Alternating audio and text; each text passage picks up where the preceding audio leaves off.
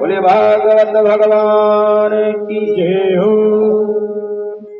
बताया सूत जी ने कहा कि महाराज प्राणी मात्र का परम धर्म है कि किसी भी प्रकार से अपने मन को भगवान में लगा ले, नहीं तो संसार से एक न एक दिन तो जाना ही है।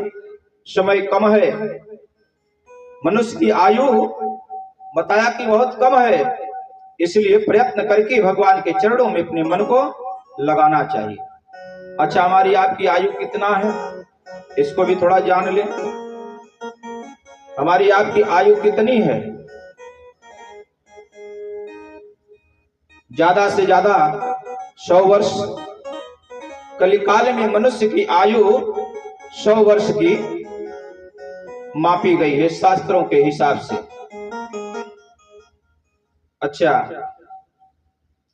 सतयुग में मनुष्य की आयु 1 लाख वर्ष की हुआ करती थी। सतयुग में मानव की आयु 1 लाख वर्ष की हुआ करती थी।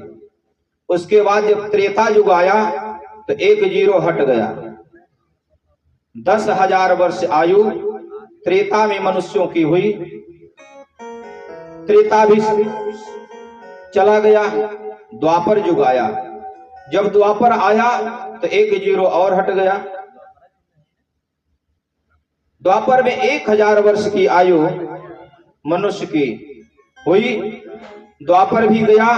जब कलिकाल का आगमन हुआ तो 1 जीरो और हट गया। बचा कितना? 100 वर्ष। 100 वर्ष की मैक्सिमम आयु है। अच्छा, एक दिन कितने घंटे का होता है? 24 घंटा का। उसमें भी 12 घंटा दिन, 12 घंटा रात। 12 घंटा दिन, 12 घंटा रात मिलाकर के 24 घंटा एक दिन संपन्न हुआ। हमारी आयु कितना है? 100 वर्ष। तो कैलकुलेट किया जाए तो 50 वर्ष तो रात में चली गई और 50 वर्ष दिन में बचा। आयु कितनी बची हमारी आपकी? 50 वर्ष। 50 वर्ष तो सोने में चला गया। रात में तो सोते ही हैं, दिन में जगते, रात्र को सो जाते हैं। तो 50 वर्ष तो सोने में बीत गया और 50 वर्ष बच गया।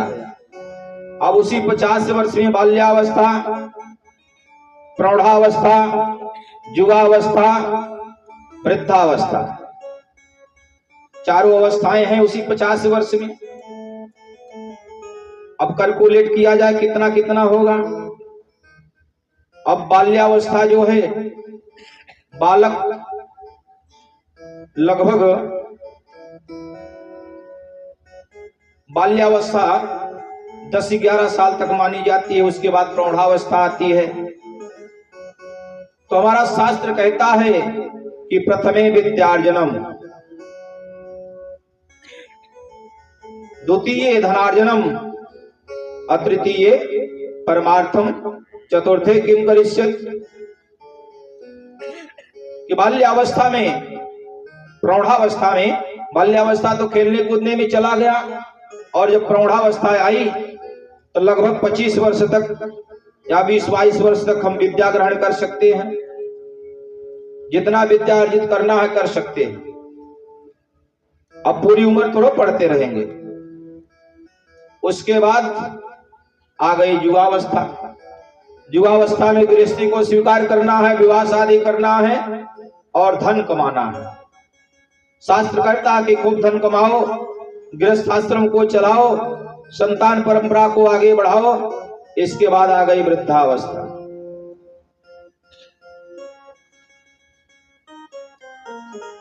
कहा कि वृद्धावस्था में कुछ धर्म कर्म कर लो, भगवान का भजन कर लो। नहीं तो इसके बाद जब चौथी अवस्था आएगी, वृद्धावस्था, जरावस्था, तो हम क्या कर पाएंगे? 25 साल तक हमने विद्या को अर्जित किया और ज्यादा से ज्यादा 35-40 वर्ष तक धन कमा सकते हैं। उसके बाद कुछ धर्म कर लिया जाए, तीर्थ यात्रा वगैरह कर लीजिए, भगवान के भजन कर लेना चाहिए। नहीं तो उसके बाद वृद्धावस्था आएगी, न तो घुटना काम देगा, न कमर काम देगी, न हम बैठ पाएंगे, न बोल पाएंगे। वृद्धावस्था में दांत भी नहीं रहेगा मुंह में, आंख भी जवाब दे देगी, शरीर भी जवाब देगा। और अगर वृद्धावस्था में प्रयास करेंगे कि भैया राम कहो, तो मुख से निकलेगा आम, कहना है राम निकलेगा आम, तो कौन सी भजन होगी। इसलिए शास्त्र कहता है कि प्रथमे विद्यार्जनम, द्वितीय धनार्जनम, तृतीय परमार्थ, चतुर्थे किम करिष्यत। चौथी अवस्था में कुछ नहीं किया जा सकता है। सूत जी ने समझाया कि महाराज प्राणी मात्र का यह परम धर्म है कि अपने मन को भगवान के चरणों में लगा ले। इसके बाद अब इन्होंने बताया कि महाराज भागवत की रचना कैसे हुई। कहा जब द्वापर का अंत हो, अंत समय आया, तो भगवान के कला अवतार श्री व्यास जी का प्रादुर्भाव हुआ, अवतार हुआ। ये भगवान के कला अवतार हैं व्यास जी। व्यास जी महाराज का अवतार हुआ और इन्होंने संसार के कल्याण के लिए बहुत से साधन बनाए। पहले तो वेद को 4 भागों में बांट दिया। पहले वेद जो है एक ही था, संसार के कल्याण के लिए वेद को 4 भागों में बांटा। ऋग्वेद, यजुर्वेद, सामवेद, अथर्ववेद, 4 भागों में बांट दिया। और इसके बाद तब भी इनको संतुष्टि नहीं मिली कि वेद की ऋचाएं बड़ी क्लिष्ट हैं, कलिकाल के प्राणी इसको समझ नहीं पाएंगे, पढ़ नहीं पाएंगे।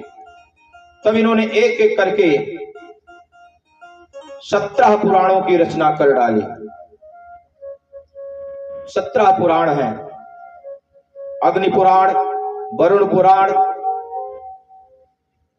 मत्स्य पुराण,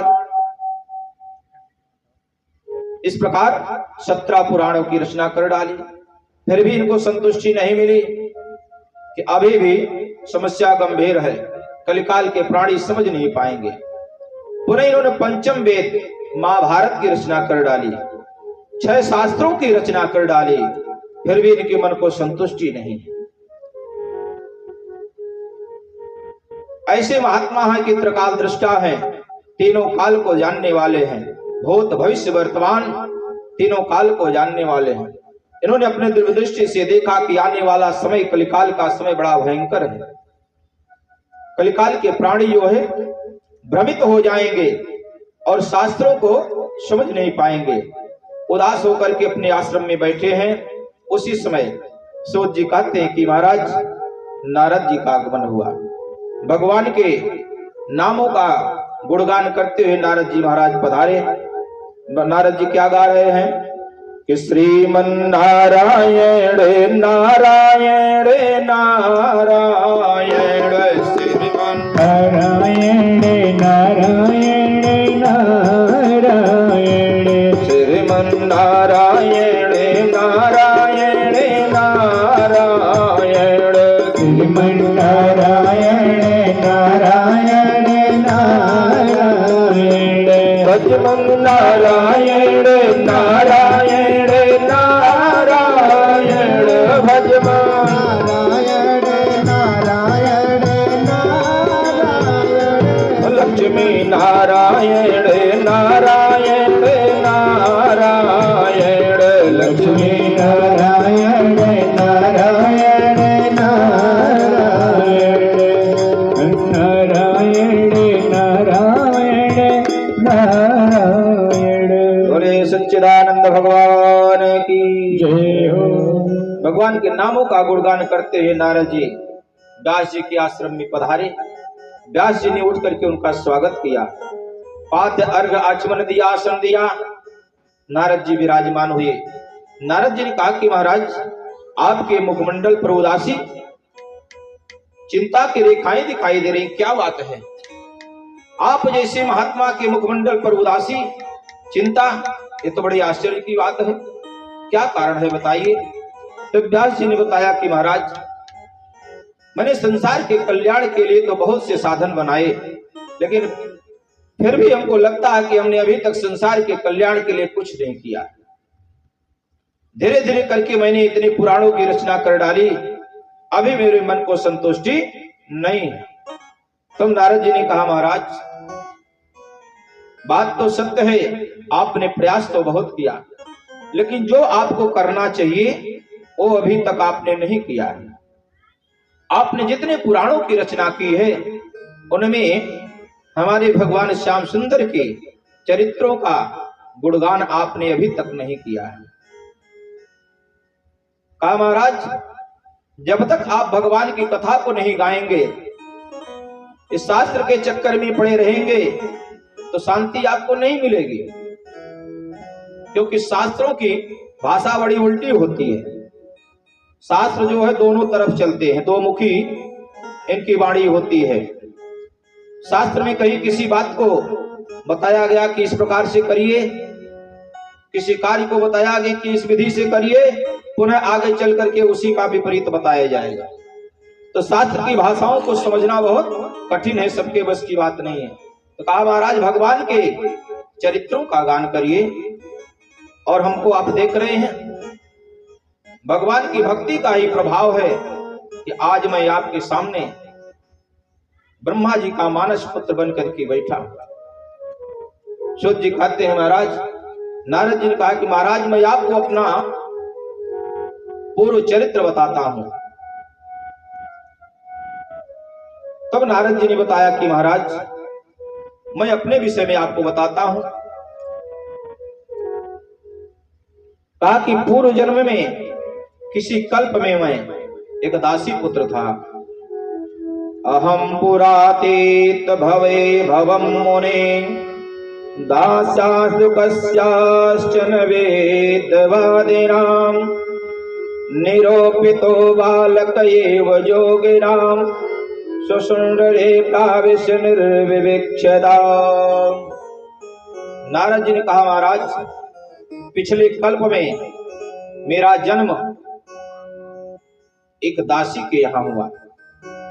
ब्राह्मण कुल में मेरा जन्म हुआ और मेरी मैया दासी का काम करती थी। जन्म लेते ही मेरे पिताजी का स्वर्गवास हो गया।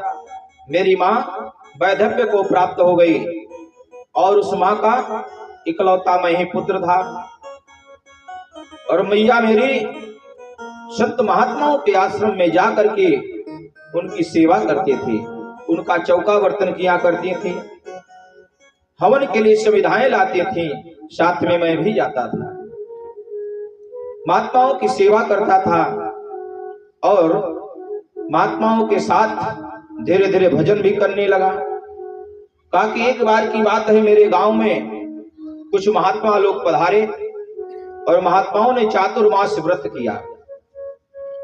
चातुर्मास व्रत कहते हैं, पहले के समय में संत महात्मा 4 महीने आषाढ़ सावन भादो कुवार, ये 4 महीना कहीं बढ़िया स्थान देख करके रुक जाते थे। 4 महीना स्थान छोड़ करके नहीं जाते थे। 4 महीना व्रत लेकर के बढ़िया स्थान देख करके रुक करके वहां भगवान का भजन यज्ञ अनुष्ठान किया करते थे। क्योंकि पहले मार्ग भी सुलभ नहीं थे, बारिश ज्यादा होती थी, नदियों पर मार्ग नहीं हुआ करता था, तो महात्मा लोग चातुर्मास व्रत करते थे। आज भी वह व्रत होता है, करने वाले करते हैं। चातुर्मास व्रत आज भी किया जाता है, महात्मा लोग करते हैं। तो कहा महात्माओं ने हमारे गांव में पधारा और महात्मा लोग चातुर्मास व्रत किए। अब मेरी मैया उन महात्माओं की सेवा करने जाया करती थी, मैं भी जाता था, महात्माओं का सेवा करता था और उनके साथ भगवान का भजन कीर्तन करता था। जब महात्मा भगवान का कीर्तन करते हुए नाचते थे तो मैं भी उनके साथ नृत्य करता था। और महात्मा लोग जब प्रसाद ग्रहण करते थे तो उनकी जो शीत प्रसादी हुआ करती थी, शीत प्रसादी कहते हैं जूठन, महात्मा लोग जब भोजन कर लेते थे तो उनके पत्तल में जो बचा हुआ प्रसाद हुआ करता था उसको मैं ग्रहण करता था और भगवान का भजन करता था। धीरे धीरे महात्माओं के आशीर्वाद से, भगवान की कृपा से मेरे मन में भगवान की भक्ति जागृत हो गई। लेकिन समय बीता, महात्मा लोग जब चातुर्मास व्रत संपन्न हुआ तो प्रस्थान करने लगे। मैं भी उनके साथ चल पड़ा। महात्माओं ने कहा कि बालक, मैं तो तुम्हें अपने साथ ले चलता, क्योंकि मैं देख रहा हूं कि आपके हृदय में भगवान की भक्ति जागृत हो चुकी है। लेकिन अगर मैं आपको लेकर के चलूंगा तो तुम्हारी मैया को बड़ा कष्ट होगा, क्योंकि मैया के तुम अकेले ही सहारा हो, इकलौते संतान हो। इसलिए अभी तुम माँ की सेवा करो, और मेरा आशीर्वाद है कि समय आने पर तुम्हें भगवान का दर्शन होगा, भगवान की भक्ति प्राप्त होगी। और जाते जाते महात्माओं ने उस बालक को भगवान के नाम की दीक्षा दे दी, द्वादश मंत्र की दीक्षा दे दी। किसी मंत्र को जपना, ओम नमो भगवते वासुदेवाय, काशी मंत्र को जपना, और समय आने पर तुम्हें भगवान का दर्शन प्राप्त होगा। अभी मैया की सेवा करो। नारद जी कहते, महाराज अब मेरा मन तो कहीं लगता नहीं था, भगवान के भजन में ही मेरा मन लगता था। एकांत में बैठ करके मैं भगवान का भजन किया करता था। मेरे इस क्रियाकलाप को देख करके मेरी मैया चिंतित हुआ करती थी। मेरी मैया को चिंता होने लगी कि मेरे बेटे का स्वभाव तो विचित्र है, कहीं इस गृहस्थ आश्रम को छोड़ करके महात्मा न हो जाए, संन्यास न ग्रहण कर ले। तो कहते हैं कि मेरी मैया के पास जो लोग भी आते थे, मेरी मैया सबसे एक ही चर्चा करती थी कि मेरे बेटे का विवाह करवा दो। मेरे बेटे का विवाह हो जाएगा, गृहस्थी बस जाएगी, तो गृहस्थ आश्रम में आ जाएगा और मेरा भय समाप्त हो जाएगा। नहीं तो पता चला कि ये संन्यास को ग्रहण कर ले, बाबा न बन जाए। तो संसार की यही सबसे बड़ी विडंबना है भगवान की माया का। सब लोग यही चाहते हैं कि मेरा बेटा बाबा न बने, यही चाहते हैं ना। चोर बन जाए ठीक है, डाकू बन जाए ठीक है, नेता बन जाए चलेगा, लेकिन महात्मा न बन जाए, यही भय सबको रहता है। अगर किसी का बेटा साधु बन गया तो मानो उसके ऊपर पहाड़ टूट पड़ा। चोर बन जाए, रोज जेल में जाता जाता रहे, कोई बात नहीं है। नेता बन जाए, कोई बात नहीं है, लेकिन महात्मा न बने, ये भगवान की माया है, विडंबना है।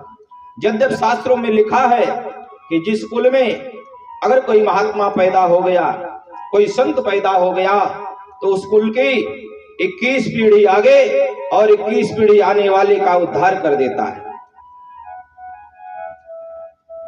जब बहुत सौभाग्य होता है, पुण्य उदय होता है, भगवान की कृपा होती है, तो किसी कुल में कोई संत पैदा होता है।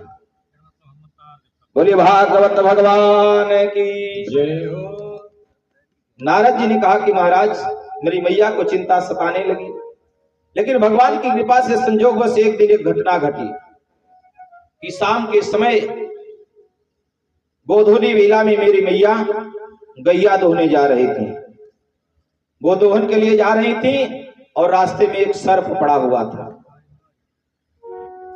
और मेरी मैया ने सर्प को रस्सी समझ करके उसके ऊपर पैर रख दिया, और सर्प ने मेरी मैया को डस लिया, और मेरी मैया गोविंदाय नमो नमः, बोले भागवत भगवान की जय हो। कहा कि मैया पधार गई। नारद जी कहते, महाराज मुझे सूचना जब मिली, लोगों ने बताया कि आपकी मैया भगवान को प्यारी हो गई, घटना को बताया। कहा कि मुझे तो अंदर से बहुत खुशी हुई, बहुत प्रसन्न हुआ कि मेरे जीवन में एक ही बंधन था, भगवान ने उससे भी मुक्त कर दिया, अब भगवान का भजन करेंगे। लेकिन कहते हैं कि उस प्रसन्नता को प्रकट तो कर नहीं सकता था, समाज के भय से मैंने मैया का क्रिया कर्म किया, और उसके बाद घर को छोड़ करके वैराग्य को धारण कर लिया। कहते कि मैं भगवान के भजन के लिए जंगल के मार्ग को पकड़ लिया, और जाते जाते यमुना जी के किनारे मधुवन में बैठ करके यमुना जी में स्नान किया, जलपान किया और वट वृक्ष के नीचे बैठ करके भगवान का ध्यान लगाया। माताओं ने जो विधि बताई थी उसी विधि के द्वारा भगवान का भजन करना प्रारंभ किया, ध्यान लगाया। नारद जी कहते महाराज कुछ ही समय बीता कि मेरे हृदय में भगवान की दिव्य छटा उपस्थित हो गई। भगवान का दिव्य चतुर्भुज स्वरूप जो मेरे हृदय वक्षस्थल पर विराजमान हो गया। अंतर आत्मा में मुझे भगवान का दर्शन हुआ। बोले सच्चिदानंद भगवान की जय हो। कहा कि भगवान के दिव्य सांवली सलोनी मूर्ति दिव्य छटा मेरे हृदय में प्रकट हुई और भगवान का दर्शन जब मैंने किया तो मेरे आनंद का कोई पारावार नहीं रहा। फिर कहते महाराज दूसरे क्षण घटना घटी कि कुछ ही क्षण में वह छवि मेरे हृदय से लुप्त हो गई। नारद जी ने कहा महाराज मैंने पुनः प्रयास किया, नेत्र खोला घबरा करके तो कहीं कुछ नहीं दिखाई दिया। पुनः आसन लगाया, प्रयास किया कि भगवान के दिव्य स्वरूप का दर्शन करो। कहते कि बार बार मैंने प्रयास किया लेकिन भगवान की वह छवि दिखाई नहीं पड़ी। तेरी मंद मंद मुस्कानिया पे, तेरी मंद मंद मुस्कानिया पे बलिहार भगवान का स्वरूप कैसा है, भगवान की दिव्य छटा कैसी है, भगवान के भजन के माध्यम से दर्शन मुस्कानिया पे तेरी मंद मंद मुस्कानिया पे बलिहार राग जो, बलिहार राग जो। तेरी मंद मंद मुस्कानिया पे बलिहार राग जो, बलिहार राग जो।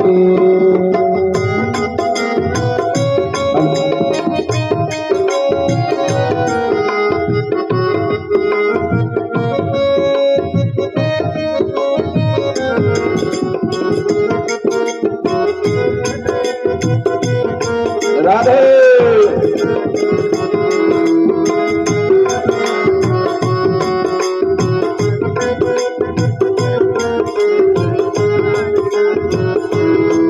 बलिहार राग जो। तेरे नैन बड़े कजरारे लगते हैं कारे कारे, तेरे नैन बड़े कजरारे लगते हैं कारे कारे। तेरे नैन बड़े कजरारे लगते हैं कारे कारे, तेरे नैन बड़े कजरारे लगते हैं कारे कारे। तेरी मोर मुकुट बन तेरी मोर मुकुट कन्या पे बलिहार जो, बलिहार जो। तेरी मंद मंद मुस्कानिया पे बलिहार राघव जी, बलिहार राघव जो।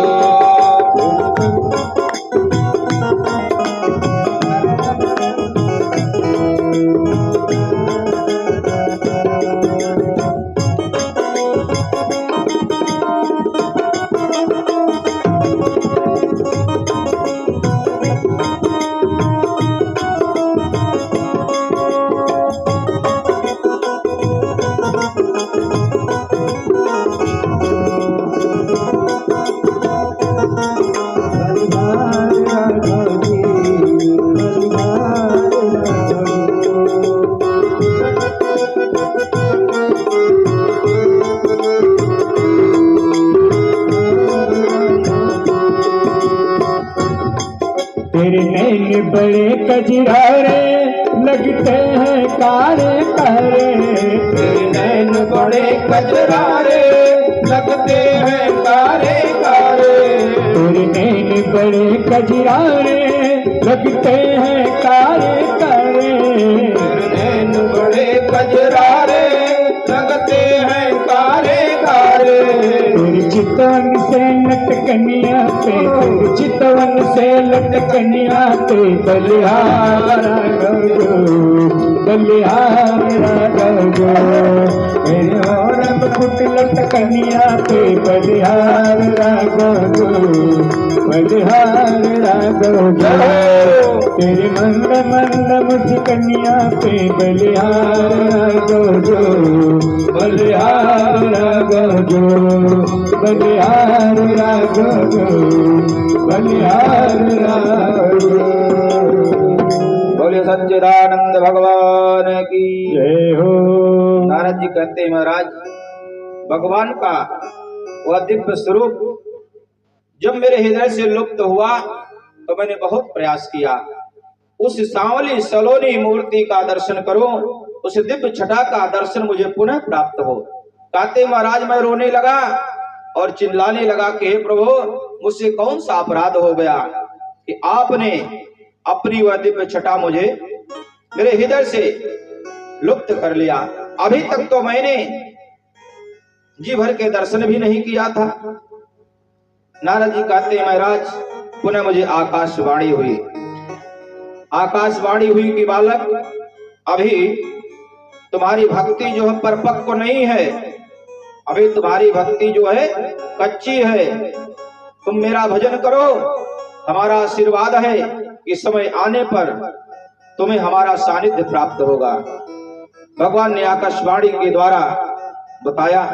नारद जी कहते हैं महाराज, इसके बाद मैंने भगवान का भजन करना प्रारंभ किया और अपनी आयु की सीमा तक भगवान का भजन किया और समय आने पर समुद्र ने अपनी सीमाओं को लांघ दिया और सृष्टि का लय हो गया।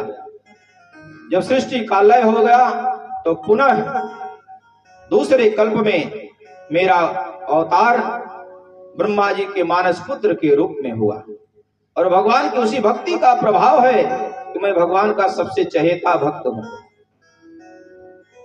और भगवान ने प्रसन्न होकर के मुझे अपनी यह बीड़ा प्रदान की है कि जाओ मेरे भक्ति का प्रचार करो, मेरे चरित्रों का गुणगान करो। तो नारद जी ने कहा महाराज, भगवान की भक्ति में वो शक्ति है, इसलिए भगवान के चरित्रों का गुणगान करो और श्रीमद् भागवत महापुराण की रचना करिए। सूत जी कहते हैं महाराज, नारद जी ने बताया और व्यास जी के मन में बात बैठ गई। कहा कि श्रीमद् भागवत महापुराण की कथा का गुणगान करो, रचना करो और भगवान श्री कृष्ण के चरित्रों का गुणगान करो। इसके बाद नारद जी तो चले गए और व्यास जी महाराज ने सरस्वती नदी में स्नान किया और अपने शम्याप्रास नामक आश्रम में विराजमान हो गए और भगवान का ध्यान किया। जब भगवान का ध्यान किया तो भगवान की कृपा से उनके हृदय में भागवती गंगा का प्रादुर्भाव हो गया। बोले सच्चिदानंद भगवान की हो। भागवती गंगा का प्रादुर्भाव हुआ और उन्होंने धीरे धीरे कर करके भगवान की कथा का रचना करना प्रारंभ हुआ। पुराण की रचना इन्होंने की और धीरे धीरे करके 18,000 श्लोकों की संहिता का रचना कर डाला उन्होंने। श्रीमद् भागवत महापुराण में 18,000 श्लोक हैं, 12 स्कंद हैं और 335 अध्याय हैं। पुराण की रचना हो गई। अब व्यास जी ने सोचा कि पुराण तो बड़ा दिव्य जो है तैयार हो गया, लेकिन इस पुराण के योग्य कौन है, इसका गायन कौन कर सकता है। कोई साधारण पुराण तो है नहीं, इसका गायन सबके बस की बात नहीं है। कोई वीतरागी महात्मा ही इसको गा सकता है। बैठ करके विचार कर रहे थे कि इनको अपने पुत्र सुखदेव की याद आई कि केवल मात्र मेरा पुत्र ही ऐसा है कि जो इस पुराण के योग्य है, इस पुराण का प्रचार प्रसार वही कर सकते हैं। अब इन्होंने अपने कुछ शिष्यों को बुलाया और बुला करके 2 श्लोक रटा दिया। कहा कि न जाने पता नहीं कहां किस कमरा में बैठे होंगे, कैसे पता लगेगी कि सुखदेव जी महाराज कहाँ विराजमान हैं? इन्होंने अपने शिष्यों को 2 श्लोक याद करा दिया और कहा कि जाओ चारों तरफ इस श्लोक को गुनगुनाओ और भ्रमण करो। जहां कहीं भी कंदरा में बैठे होंगे, जैसे ही उनके कान में यह शब्द पड़ेगा, यह श्लोक पड़ेगा, हमारा विश्वास है कि वो समाज से बाहर निकल करके भागे भागे चले जाएंगे। बोले सच्चिदानंद भगवान की जय हो।